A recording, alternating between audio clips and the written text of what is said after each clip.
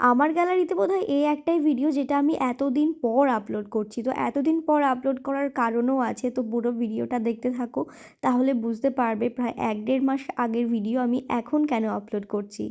তো কাজের লোকেশানে আমি চলে এসেছি। কাজের লোকেশান ছিল আমার রানীনগর। আর গিয়ে দেখি আমার মিষ্টি ক্লায়েন্ট এরকম সুন্দর শাড়ি ড্র্যাপিং করে রেখে দিয়েছে, তার সাথে বিভিন্ন রকমের ফুল রেখে দিয়েছে। প্রায় 5-6 রকমের ওখানে ফুল ছিল, মানে যেটা ভালো লাগবে সেটা ইউজ করার কথা ছিল আমাদের আর কি।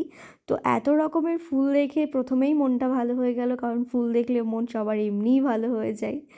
তো আমি মেকআপ করতে বসে গেছি। তো এবার তোমাদের বলি যে এতদিন পর কেন আমি ভিডিওটা আপলোড করছি।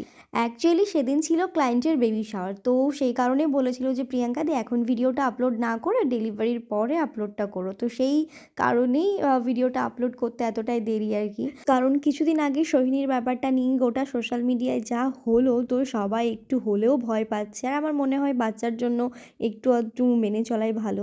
আর হ্যাঁ, আজকে আমার ক্লায়েন্টের কিন্তু পারফিউমের অনেক ভালো ভালো কালেকশান ছিল। ভালো ভালো মানে বুঝতেই পারছো, ওখানে প্রথমে দেখালাম গুচি ফ্লোরার ছিল, শ্যানেলের ছিল।